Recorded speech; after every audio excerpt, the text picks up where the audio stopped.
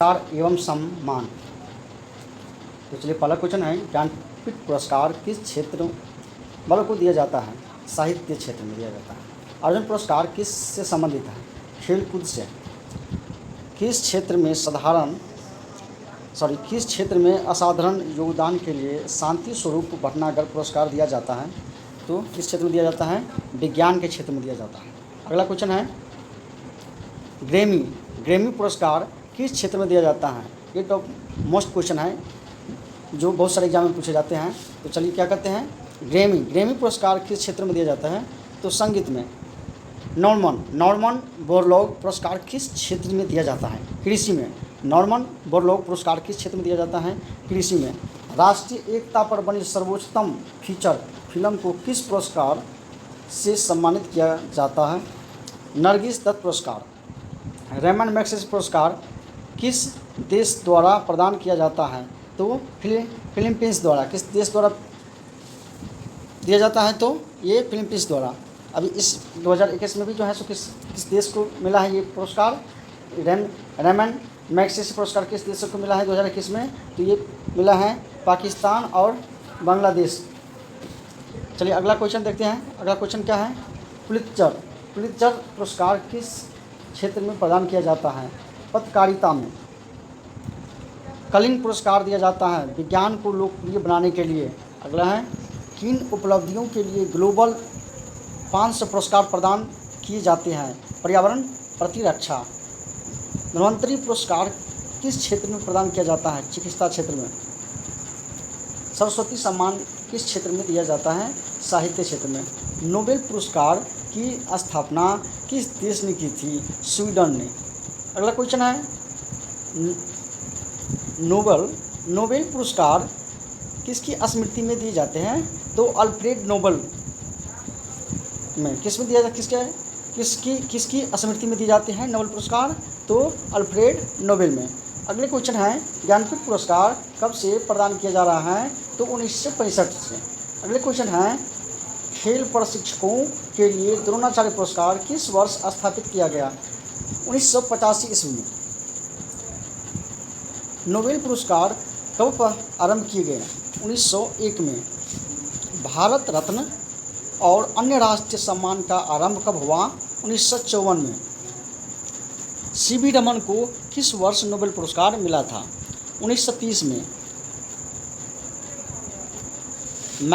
Man Booker पुरस्कार के लिए किन देशों के लेखकों पर विचार किया जाता है? तो राष्ट्रमंडल और आयरलैंड से अंग्रेजी के लेखक। अगला क्वेश्चन है, नेत्र से संबंधित महत्वपूर्ण एवं उपयोगी प्रश्न उत्तर। तो चलिए स्टार्ट करते हैं।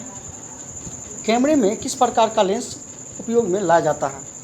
तो उत्तल लेंस। अगला है, मानव की आँख वस्तु का प्रतिबिंब किस भाग पर बनाती है? रेटिना पर। आँख के किस भाग द्वारा आँख में प्रवेश करने वाले प्रकाश की मात्रा नियंत्रित होती है? आइरिस से। किससे होती है नियंत्रित? आइरिस से।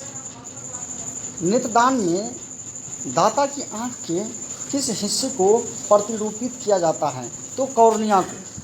स्वस्थ लेंस के लिए स्पष्ट दृष्टि की न्यूनतम दूरी कितनी होती है? 25 सेंटीमीटर। यदि कोई व्यक्ति दूर की वस्तुओं को स्पष्ट नहीं देख सकता है तो उसकी दृष्टि में कौन सा दोष होगा? निकट दृष्टि दोष। दूर दृष्टि दोष से पीड़ित व्यक्ति के चश्मे में कौन सा लेंस प्रयोग किया जाता है? उत्तल लेंस। चश्मा प्रयुक्त करने वाले व्यक्तियों को सूक्ष्मदर्शी का प्रयोग किस प्रकार करना चाहिए? उन्हें चश्मा पहने रहना चाहिए। एक मनुष्य 1 मीटर से कम दूरी की वस्तु को स्पष्ट नहीं देख सकता है, वह व्यक्ति किस दोष से पीड़ित है? दूर दृष्टि से।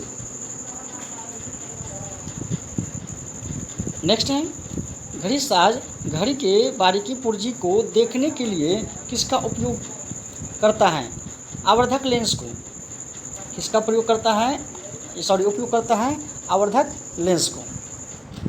दूर की वस्तु को निरीक्षण के लिए किस प्रकाशिक यंत्र का उपयोग किया जाता है? दूरदर्शी को। किससे किया जाता है? दूरदर्शी से। शीतकाल में कपड़े हमें गर्म रखते हैं। ऐसा क्यों होता है? क्योंकि कपड़े शरीर की ऊष्मा को बाहर जाने से रोकते हैं। आगे है ऊंचाई। ऊंचाई किस जगह ऊपर पानी 100 डिग्री सेल्सियस के नीचे के तापमान पर क्यों उबलता है?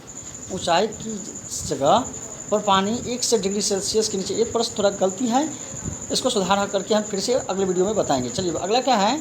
हाइड्रोजन से भरा रबर का गुब्बारा वायु में ऊपर जाकर फट जाता है। ऐसा क्यों होता है?